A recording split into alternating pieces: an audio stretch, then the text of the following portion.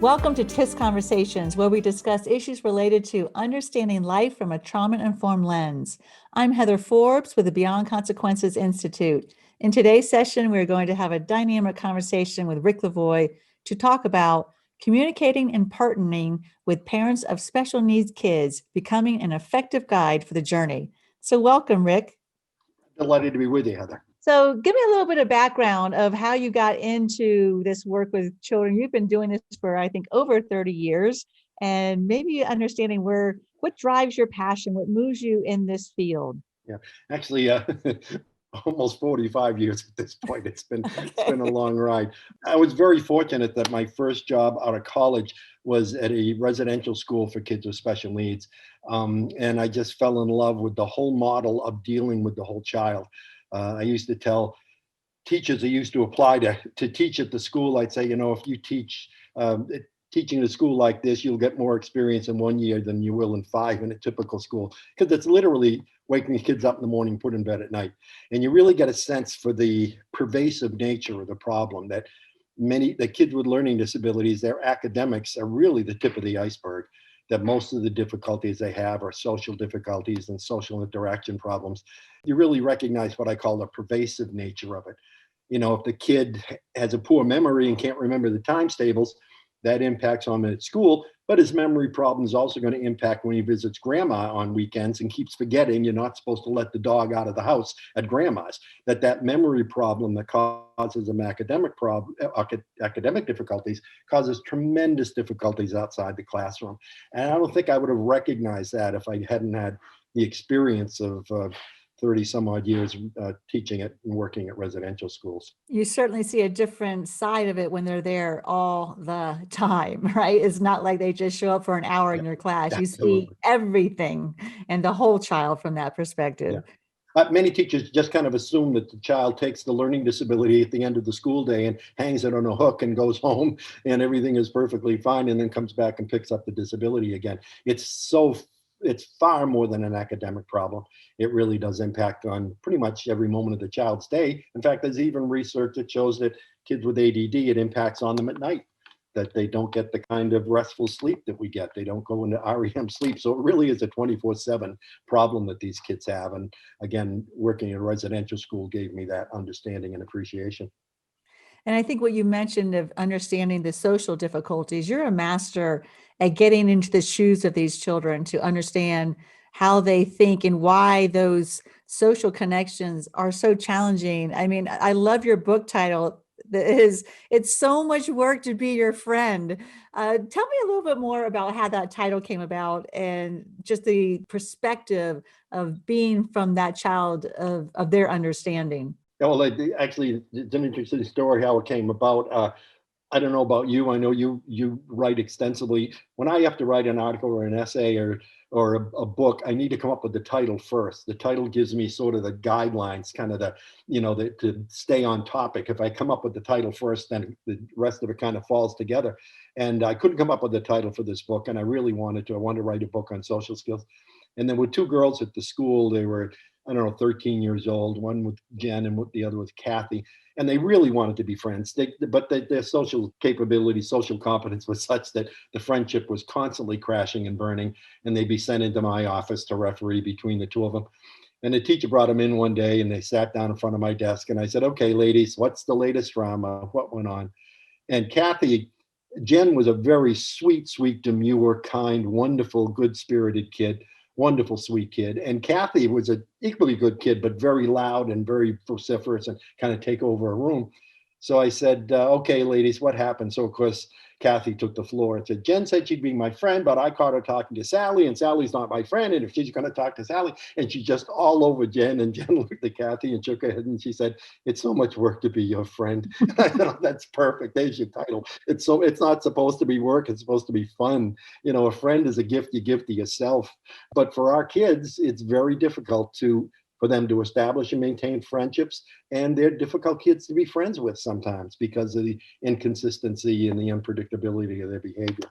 So that's where the title came from. And it's been just a career-long interest of mine, is how kids interact with each other and those social skills the kids have, particularly the Billies, the kids who have a tough time at home. And so that leads me into what this topic of this conversation is about then, those interactions with parents and making sure then that educators are able to connect with parents, because it's not an easy road. It can be very, very challenging.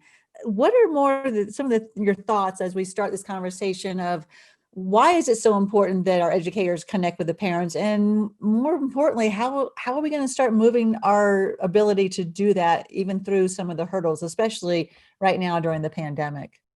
It's beyond important. It's absolutely critical. We've got to be working at parenting as partners with parents. The school that I ran for years was a beautiful campus, beautifully decorated on Cape Cod.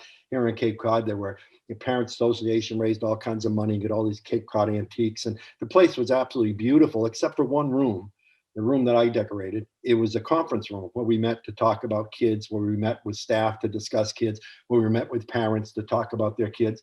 And in that room, there was no beautiful window treatments or, wall hangings or art on the wall. It was just a table and 12 chairs. That's it. There was only one thing that hung on the wall. And the reason it was the only thing there is I wanted people to know once they walked into the room, these are the rules in this room. And what was on the sign was an old African proverb. I find that proverbs from ancient societies are generally so full of wisdom. And an old African proverb on the sign, and what it said was, when elephants fight, it's the grass that gets trampled. In other words, two great big 2-ton elephants meet in the jungle. They're banging heads, but they're so strong and powerful and well protected with that bony structure in the front of their skull. They knock heads for 3 hours and walk away unscathed, unhurt, ready to fight another day. But in the meantime, they've leveled every shrub, every blade of grass, every piece of vegetation is trampled and gone forever. And that's the way it is in the lives of kids. If the adults in a kid's life are fighting, it's ultimately the kid who gets hurt.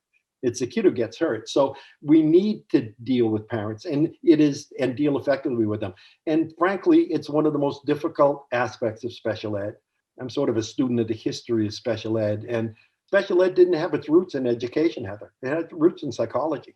The mothers and fathers, grandmothers and grandfathers of our field in the last century were not educators, they were psychologists. Because in a real sense, special ed is a branch of psychology because you're dealing so often with troubled families and troubled kids and troubled situations at home.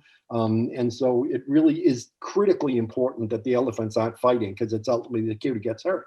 And it's tough because parents of special needs kids can be difficult to work with. Yeah, I love that proverb. You're absolutely right, because I've always advocated that our students need to see that the teachers and the educators, administrators are on the same team as the parents. Now, like you said, that's hard. I mean, it's a great concept, but done a lot of work in schools as well. And so many of the parents, they didn't want to do anything with the school. They wanted to drop their child off and say, okay, they're yours now. You educate them. I'm out of here. Getting them to Right. come into the school, as even just figuratively or literally, and to be able to be a partner as well. That's a big challenge. So I totally agree that we need to partner with our parents, but let's talk more about when there isn't that receptivity, I guess is the word I'm looking for, where the parents aren't receptive to that. What are some of those barriers, and how do we break down those barriers? Because to me, it's just a lot of fear. Maybe some of their old blueprints are in the way. You just hit it right on the head. That my experience has been that the parent who is reluctant to get involved in school is oftentimes the apple did not fall far from the tree, and the parent themselves had challenges and troubles in school, and not because they don't love their kid, but because they do. They just don't want to go home or sit at the office all day knowing that their kid is going through what they went through. So they do what we do as human beings. When a problem is too big for us, we deny it. We just say there isn't a problem. And of course, any teacher listening to this knows that for every parent who won't get involved, you've got a parent on the other side who will not stay uninvolved even for a moment. So it goes both ways. But I really worry about the parent who's elected to get involved. And generally, it's because exactly what you said, Heather. Something in their background has told them that school and the principal's office is not a friendly place to be. So many times when I'd be meeting with parents, I'd leave my office and meet them in the parking lot. And on a beautiful day and just find a place to sit on a wall and talk to them, because the principal's office, the headmaster's office was not a friend, did not bring back friendly thoughts for them or positive thoughts for them. And so you need to understand that many times when a parent won't get involved, it's because they're fighting their own battle. I love that. The change of venue The and make yeah, it more neutral. yeah, I mean, sometimes it's just that simple to just to decide when, where, and how you're going to talk to somebody. Everybody talks about the communication sandwich where you begin positive and then positive, but there's so much more to that. Just I found with my three kids, if I wanted to have a real serious talk with our oldest son, it would be to take a walk with him and he'll talk to you. If it was our youngest son, talk to him while he's doing something, while he's building a model, and he's got another thing going on. Our daughter, I realized you try to talk to her after school. She did not want to talk about school, but at bedtime, you sit in the edge of her bed. She'll stay up until 3 a.m. and talk to you because she doesn't want to go to bed. So you even have to think where you're going to have conversations with people. I had a mentor, fortunate to be blessed with a mentor, and when I was younger, who used to just constantly remind us that all these kids go home to someone. School, we see 6 hours of the day, and the other 18 hours are going to have a tremendous impact on the way this kid interacts with adults. Are you finding, I know you're in touch with a lot of your colleagues and friends that are still in the education field. What is the dynamic going on with this pandemic? Because what I'm hearing is that actually parents are more involved, like they're understanding the complexities of educating their children because they're having to do it themselves as a support person in the home. Right. And so some parents actually are reaching out. So I don't know what your experience has been thus far. It's as always, when you deal with a group of disparate people, there are some that are tremendously involved and others that aren't. I think that if I could just one moment to any teacher who's listening to this, one of the things I've always said about America's teachers is we're very reluctant to change. We just don't like change. We tend to kind of like things the way they are, and we've got our own little classrooms. And I talk about the fact that in 1976, the American educational community under Jimmy Carter committed to metric education, going to teach the kids metric. And 40 years later, we got 2-liter Pepsi. That's as far as we've gotten. America's teachers don't like change. And when this began to happen, I thought, how is this going to end up? I am so in awe of my colleagues, how they went from playing basketball to playing baseball overnight, having kids in your classroom to teaching in your bedroom when the kids are in their living rooms. And it was such a humongous change. And the way America's teachers handle it, I've never been more proud to say I'm in education. It's just extraordinary. Every generation of teachers has a challenge. They talk about the hedgemasters in Ireland, these Irish teachers in the 1700s under penalty of death who teach Irish boys how to read because it was against the law to teach Irish boys how to read, and up to the World War II, where America's teachers carried a generation of kids, fatherless kids, through their years in school. And I always thought the big challenge for this generation was going to be switching to technology, but I found that was absolutely a bump in the road compared to what they're going through now.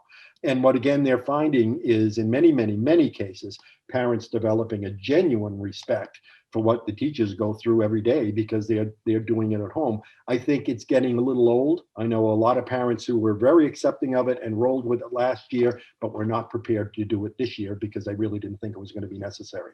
So it's tougher and tougher, I think, for parents and teachers to communicate with each other. I agree. I think our educators have just stepped up under such difficult situations and without, just without the knowing what's going to happen next.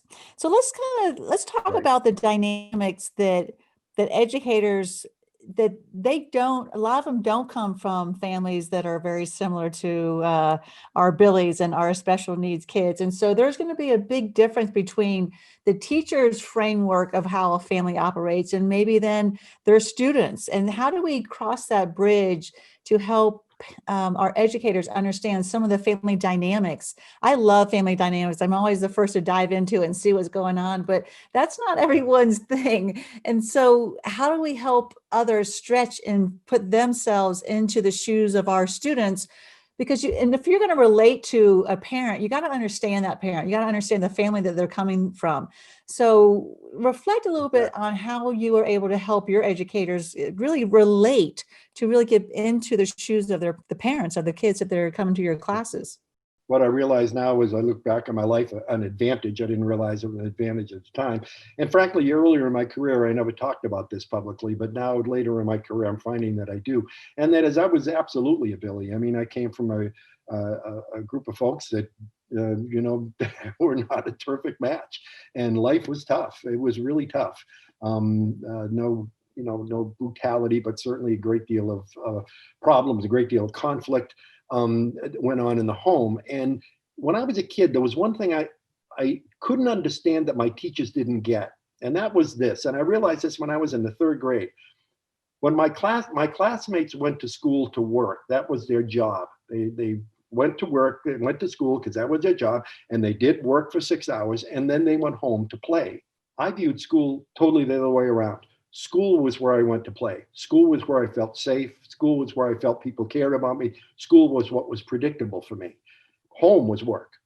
And I remember as a little kid sitting there, and I'm talking to one of my friends, and it's 3:15, and the teacher would come over and she'd say, "Ricky, hurry up. You've got to finish this work. We've only got 10 more minutes. You got to finish the work." And I'd look at her and I think, "Hey, lady, I got to catch the bus to work in 10 minutes. I'm going to work in 10 minutes. Let me talk to my friend. I got a few minutes before I have to go to work." And having that perspective really fueled a lot of the way I feel about families and kids. And because you're absolutely right, most teachers, certainly many teachers, didn't come from an experience like that. And what they failed to understand, which is something I didn't realize until I was probably in high school, that when you come from a family that is functioning in that way, you think it's normal. And as a kid, I thought it was normal. And I would go to kids' houses, and that somebody would say, "What'd you stay for dinner?" We'd stay for dinner. I'd sit there and eat, and I'd say, "Okay, when does someone get mad? When does the father storm away from the table? When does somebody throw a roll at somebody? When is somebody sent to their room? When does the action start?" Because I really thought that's the way all families acted. How else? What else would I know? That was my day-to-day experience, and it really was an eye-opener for me. I don't share that kind of stuff when I speak, but when I'm dealing with individual teachers, I'll give them that the Billy comes to school to play. That's his safe place, and you need to respect that. And he thinks that what's going on at home is normal, and I think that's a perspective a lot of teachers don't have. Oh my gosh, there's so much to unpack on that. First, I want to say I feel so blessed that you just shared that because I always wondered what made you tick. And it's because of your own history and of understanding that school was that safe place. No wonder we get along because that's my story. I mean, I hated summer Yeah. vacation. I wanted to be in school. That's where I could feel loved and appreciated and valued. So I just really appreciate you just opening that up and sharing that, Rick. I really do. Thank you. Well, to be honest with you, my friend, I hadn't planned to. It's not in my notes, but I just felt the time was right. And again, we all grow up, but it becomes part of who you are. Yeah. I sent a card to my brother one time that said, "We don't hug our children so they'll hug us back. We hug our children so they'll hug their children." What I've tried to do is take what I went through and kind of totally spin it as much as I can for my own kids and for my grandkids, and Yeah. teaching my kids how to deal with their kids. And you got to break that cycle someplace. You need to break it. I just remember when you talk about the hugging, I remember my mom was at my house when I was a young mother. And I was, like you said, I was trying to break the cycle. I kept giving them hugs. And she literally, with a very critical voice, goes, "What's all this hugging about?" And I was Yeah. like, Yeah. "Oh, I've Yeah. succeeded. Yes, I've succeeded." So, because Well, I was counseling a family once, and they were a great young couple, and mom spanked the kids on a regular basis. Dad didn't. And they came in and we got talking, and he turned to her and said, "I can't believe you hit our kids."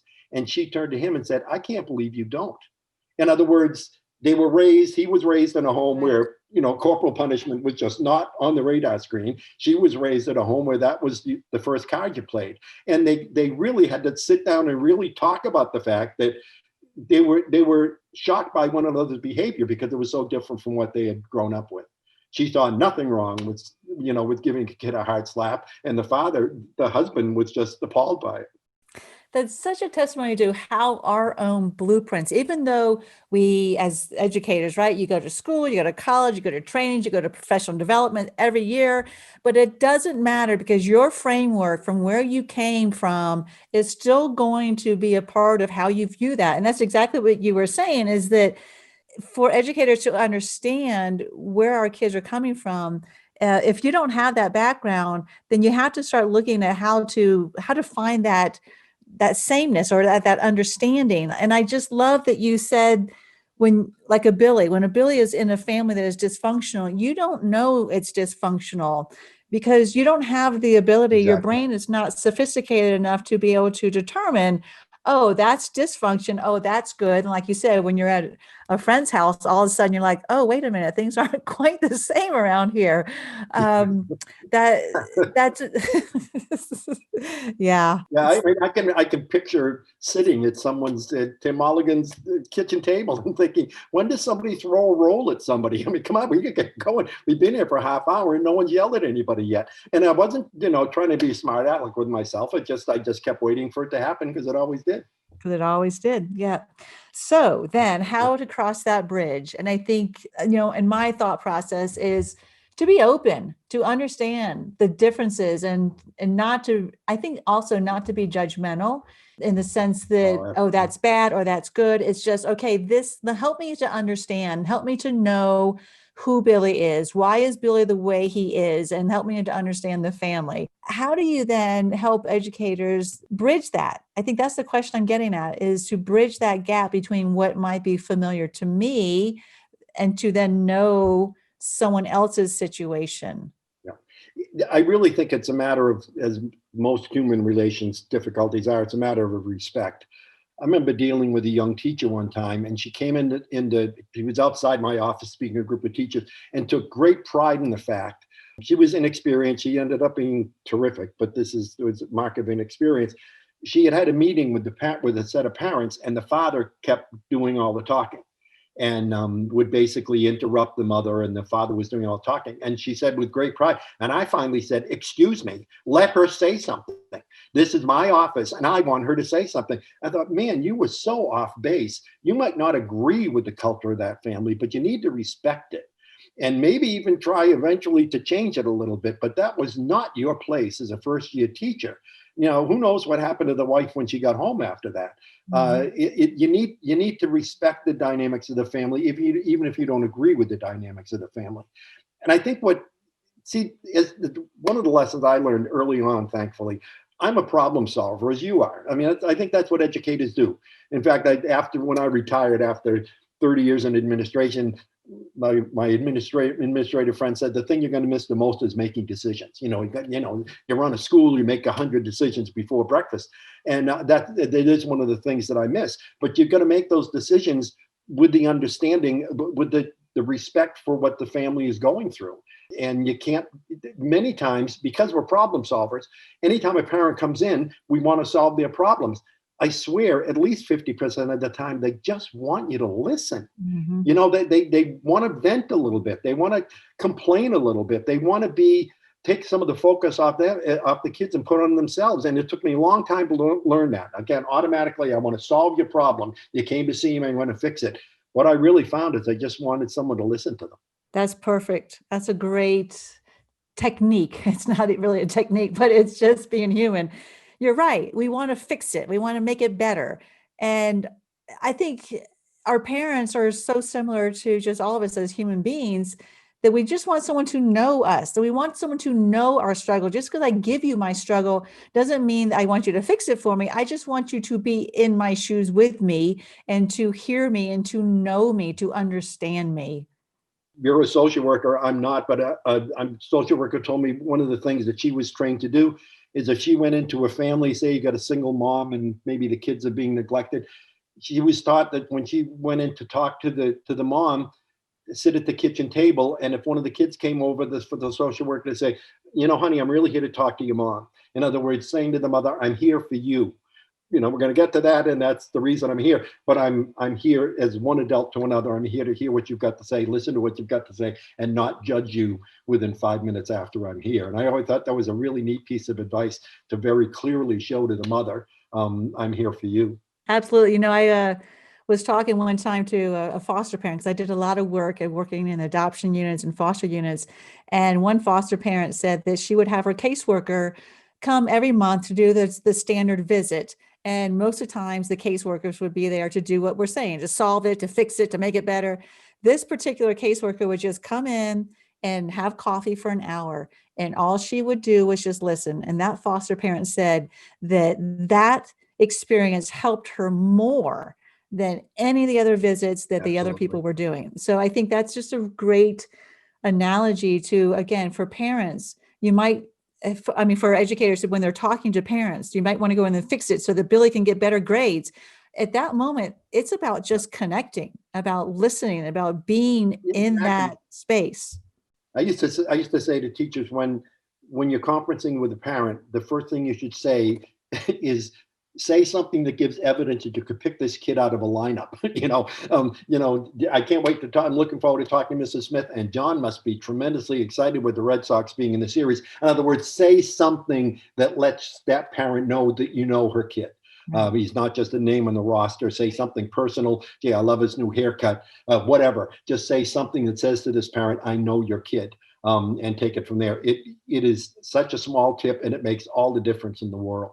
One story that's difficult to tell sometimes, but I was speaking in the Midwest last year before the world turned upside down, and this young mother came up and told me a story that she's got a kid with Tourette syndrome, and that's a journey. That's a long journey for that family. And he's about 6 years old, and the kid had been in school for 4 days, 5 days. It was the first week of his first grade year in first grade, so it's a Friday at the end of his first week, and she got a phone call at home. She answered the phone, 8 o'clock in the evening, a Friday night. She answered the phone, and the woman on the other end said, "Hello, Mrs. Jones. This is Mrs. Smith. I'm your son's first grade teacher, and we need to talk." And the mother said, "Well, thank you for calling. What can I do for you?" And the teacher said, "Well, we got a speaker come through last summer that told us that whenever you call a parent on the phone, you should always begin the conversation by saying something kind and positive about the child. But frankly, I can't think of a single kind or positive thing to say." Oh, How the mother responded, which I love. She said, "Call me back when you can," and hung up the phone, which was perfect. That's when you know God's in his heaven to tell you what the exact right thing to say. But can you imagine, Heather, no. saying to another human being, another member of the human race, I've spent 10 hours with your kid, and I can't think of a single kind thing to say. You Oh, know, that's horrible. almost by virtue of the fact a teacher is listening to this, you would never say that because you care enough that you're trying to learn more. But there are people in your school who would. Yeah. And that's why I think we need to, as teachers, stand up. We know who the unresponsive teachers are, and we need to start dealing with them. We need to start cleaning our own house a little bit, because although I'm sure no one listening to this would begin a conversation like that, that the teacher in the third grade would. And we need to start patrolling ourselves a little bit. Yeah, I agree. I think also because a lot of our parents, like that parent in that example, she had her guns ready. She was ready to just say, "Forget it, I'm not here." But you know what? Not every parent is like that. And I will say that a lot of parents that I've worked with, they are almost embarrassed by their kids because their kids aren't, quote, normal. Yep. And they've gone to too many open houses and said, "Oh, I'm Billy's mom." They're like, "Oh, you're Billy's mom." Like all of a Yeah. sudden they get the label that their kid gets the label. Yeah. I think we have to Yeah. understand that a lot of our parents are ashamed. And again, I think it's their own self-doubt and their own shame that says, "I'm not a good parent. I'm less than." I think parents have that very, very critical voice already on high blast. And so we can't go in and say anything like that because it only reinforces something that doesn't produce anything on the back end that's positive. Well, I remember my first year teaching, I had a kid with tremendous ADD, and a parent came in, and I said, he fidgets around, he won't stay in his seat, he sharpens his pencil 300 times a day, he's always looking out the window. And the parent said, he's got attention deficit disorder. That's like if I had a kid with a broken leg, you telling me that he limps, I know that. You've just given me all the symptomology of ADD. What are we going to do about it? In other words, why did I feel the need as a teacher to vent my spleen about the troubling behaviors this kid had? The parent knows that. He lives with the parent. Let's start with solutions. Let's start with getting on the same page and with some solutions. And I think that the parents do feel embarrassed sometimes.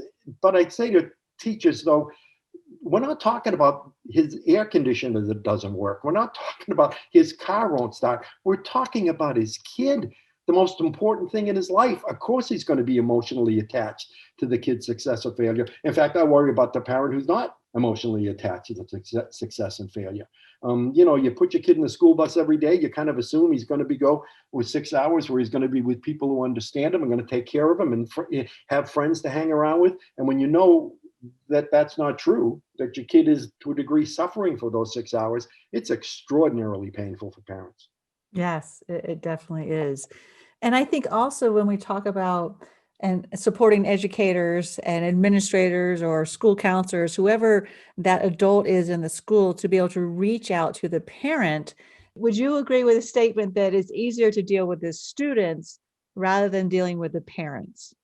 Yeah, and let me put another spin on that maybe many people haven't really thought about. It is difficult dealing with parents, and I'll explain why. But when I get through this, but you know what I'm finding later in my career is as I'm doing more and more of this, dealing with the kids, it's a challenge, but it's exciting and it's fine. Dealing with the parents is exciting, and it's fine. I enjoy doing it. Now I'm dealing with a lot of grandparents. And boy, that's rough. I'm writing a book on special needs kids in the family. There's going to be a whole chapter on grandparents because grandparents, and being a grandparent now myself, they see this double whammy. They see their beloved grandchild struggling and flailing around. And then they also simultaneously see their beloved child struggling with the whole thing. And it's really a double whammy. And I'm finding more and more now I'm getting calls from grandparents. And of course, they come from a generation by definition who didn't understand special needs. When I was a kid, there was one school in the town for special needs kids. And if you were blind or deaf or physically handicapped, whatever was wrong, you went to that school. We're so much better and more sophisticated now. But I'm finding it really difficult to deal with grandparents. One of the things that one of my kind of specialty areas is dealing with parents. And one of the things that's always confused me about parents with special needs is that sometimes the mom and dad will sit in front of you and they're an intact couple. They can pick up furniture together. They like the same restaurants. They like the same wines. And yet they can't come to any kind of agreement on their kid. And when they talk about their kid, it's almost like they're talking about two different children. And I never understood that till I read the work of Eleanor Westhead. A lot of this is on my website. What she said is that parents, when they get the diagnosis of special needs, they go through a series of emotions, almost kind of parallel to Kubler-Ross's steps in dealing with dying. They go through a series of emotions of anger and isolation and denial, and they go through these stages coming to grips with the fact that this kid who they thought was going to be a typically normal kid, they get all of a sudden in third grade, he's being referred for special ed. So parents go through all these emotions. But what we just have come to realize is just because you met somebody, you fell in love and got married and had kids, doesn't mean you're going to go through those emotions together. So what happens is dad might be in denial and mom might be in a stage called flight, which means you want to go to every doctor and every medicine man you can find in the country to get a cure for your kid. Well, so they're dealing with it on two very, very different levels. And we're finding is one of the things that I do with parents is sit down and explain those stages that they're going through and understand you're not going to go through the stages at the same time. So mom is at a flight stage where she's trying to find some simple answer to make this problem go away. Dad's in the isolation stage where nobody understands this kid except us. Dad comes home from work one day and mom says, there's a guy in Tulsa, and there is a guy in Tulsa, who says that if you put cod liver oil on a kid's stomach and put him under a heat lamp, it makes the learning disability go away. She's in flight. She says, let's go. We're flying to Tulsa. Dad's in isolation. He says, wait a minute. Well, nobody understands this kid except you and me, and I'm not sure about you. But no guy in Tulsa is going to get his hand on my kid. She says, you just don't want to spend the money. He says, it's got nothing to do with the money. And she says, well, if it was Billy, you do. Don't you say I love one of my kids more than the other. And they're off to the races, and they don't even know why. Because for the first time in their marriage, they're looking at the same problem through very, very different lenses. And it causes a crisis in the marriage. 50% of American marriages end in divorce. For families of special needs kids, it's 71%. 71% of families of kids with severe to moderate special needs will have a long-term separation or a divorce sometime during their marriage. That's hugely statistically significant. And I think teachers need to understand that. Parents of special needs, Heather, they're in a journey nobody asked for. You know, in the history of mankind, there's never been a woman who got on her knees and said, dear God, please give me a special need kid. You know, give me a kid who struggles in school every day. Give me a kid for whom the worst part of his day is recess and the lunchroom, the best part of the day for other kids. Give me one of those. These folks are in a journey that no one asked for. And we're supposed to be guides on that journey. And as much as I love America's teachers, I think the one thing we really need to ramp up is understanding how to deal with the parents of special needs kids on this journey. I just couldn't agree more. As you are giving that story, you know, I raised two kids with a lot of special needs. And I think the thing that I really needed was for people just to support me. I wasn't looking for that solution. I just needed a team. I needed people to understand if I said something, I wasn't being this drama mama, and that my child was, a lot of times you'll see kids who actually do pretty well in school and then they go home and collapse. And then when you come in as a parent and you say, hey, my kids are getting really stressed out, they're like, what, Billy's, your child's the citizen of the year, right? They took home a citizen award last week. They're the best. And I'm like, no, they're not. So I think that there has to be this openness of everyone on that team to understand that in different environments also, kids are going to act differently and they're going to do everything that they can to show up at school being that quote normal kid. They want to fit in. And so I think what teachers sometimes see is a different child than what the parents may be describing. Well, because it's a different setting. As you said, the door can swing either way. Now, some kids would say a kid with a language problem, the language loads on him at home are pretty minor. Pass the salt. What time am I going to bed? Where to get to school? The language load is very heavy. So it's not surprising that a kid with a language disability will. It's a totally different environment, school than home. I think that understanding, as we said earlier, that parents aren't necessarily looking for answers. They want someone to listen. They want someone to pay attention. They want someone to show them the respect that they deserve. Again, they're on this journey that really nobody asked to go on, and it's a very, very difficult journey. And as you fully understand, this model that we find parents go through of going from denial to blame to mourning to fear. Whenever there's a major change in a child's life, they get thrown back into that model again. And we're also, some research shows that the kids going through the model as well. So the kids feeling depressed, mom's feeling denial, and they sit down to talk about the report card. I'll buy tickets to that. That's not going to be a very enjoyable interaction. So many dynamics. You're right. That child can be very different at home than at school, and in a good way and in a negative way. I guess what I want to also say to this is that if you are an educator and you're listening to this and you're like, whoa, I don't want to walk in that hornet's nest. It's not. It's just be open to it. And I think we do have a lot of mental health professionals in our schools now, more so than we did even 10, 15 years ago.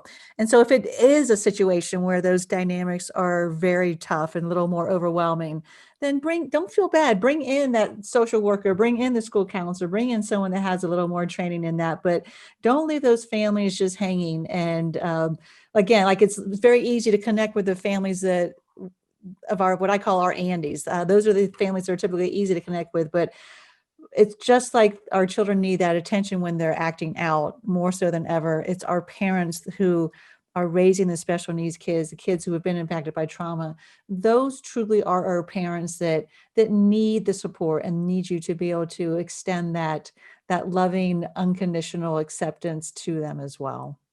And I think one of the good things that's come out, try to look at a silver lining. One of the good things I'm finding interacting with schools in the pandemic, and this has been a real bugaboo of mine for years.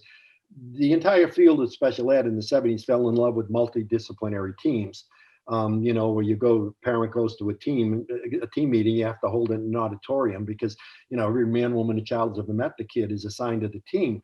And that was a good idea at the time. But then what we found is that the speech and language person came in and his job was to defend the speech and language department. And then the English teacher would sit there and her job was to defend and protect the English department. And they all went in there to defend and protect their department and represent their department. And nobody was representing the kid. One of the things I've been talking about for years, and I see it happening more and more now, is to get away from multidisciplinary teams and into transdisciplinary teams. And that is that when you meet with a team of 10 of your colleagues about a kid, you have 10 different sets of teaching experience at that table. You've got 10 different sets of graduate school experience, 10 different sets of life experience. You have got a treasure chest of knowledge and information about kids in that room sitting around that table. Who's to say the math teacher won't come up with a great idea how to get this kid to show up in time for his history class? Who's to say the history teacher hasn't heard about a reading program in a graduate course that maybe the reading teacher ought to hear about? So in transdisciplinary, instead of sitting around and protecting and representing your own department, you throw the problem on the table and everybody jumps on it. Everybody gets on it.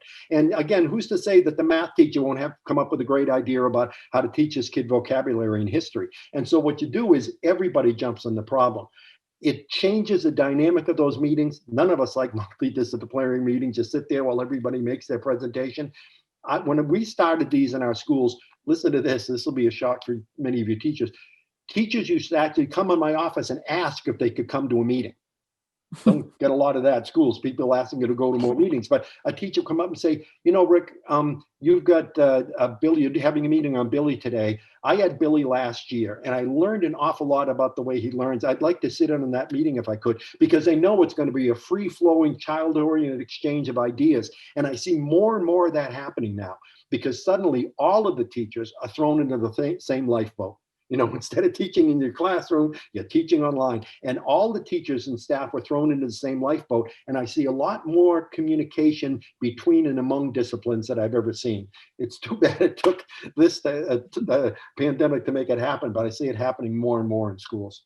Oh, I love that, because you know what, you're talking about the team, and when you were saying all that, the only thing I could keep thinking about was the change in focus. The change in focus was on the student, where if everyone is on board with the child versus who they are with their department or such, then of course it's going to be successful. So I just felt the energy so great when you were talking about that and how beautiful that can, and just to have, like you said, to have people say, can I come to the meeting? That's revolutionary. Yeah. Those meetings are so enjoyable because it shows great respect for everybody. And again, a teacher will say, well, 3 years ago, I taught it. I tell the story. I won't do it now, but this great idea about recess that we ran recess that way for 20 years. And I run into kids now and they'll say, remember when we used to go to recess? Now that they're adults, the recess program was great. And it was an idea that was presented by a 19-year-old speech and language intern at a table who was, she was naive enough to think that this was going to be a free-flowing exchange of ideas. And she actually put an idea on the table and we were known for our recesses after that, an idea from a speech and language intern. So again, you've got a treasure chest of knowledge and information and data there. So capitalize on it, use it. All right. Well, anything else to wrap this up? I think that's a great ending. Such good information. Anything else before we tie the knot on this? And I always enjoy you and I look at the world the same way, and your work has become so critically important now. So we have a generation in trauma. The only thing I would suggest is when you're dealing with parents, you don't need to be the expert all the time. I use a technique with parents, and this sounds patronizing. It truly isn't, and try it. It really does work. you know that the kid's having trouble doing his homework because he needs a quiet place to study. You know that going in the door. The parent doesn't know that yet. Let her think she invented that. Say, gee, he seems to have trouble with his homework. I wonder, is there any way we could modify the environment, maybe a different place? And she said, well, we've got an empty room in our guest houses. In our guest room, there's a table and chair. Maybe he could do his homework in there. Perfect. Wonderful. That's a great, let her own it. You knew the answer going in, but let it belong to her. She's going to be much more committed to making it happen. And she leaves the meeting happy and you leave the meeting happy. We don't need to be the sage on the hill all the time. Even if you can use discovery method to let people think it's their idea, they're going to have a whole lot better response and much more ownership to that idea. Very empowering. Super. Well, I can't thank you Exactly, yeah. enough. I have totally enjoyed this, and I hope that you all listening have gained great insight on how to truly build those strong relationships with the parents of your toughest children, because they are the ones that absolutely need you, especially right now. So thank you, Rick. My pleasure. This has been TISConversations. I'm Heather Forbes with the Beyond Consequences Institute. For more trauma-informed resources, please visit beyondconsequences.com. Thanks for listening, and remember, love always prevails.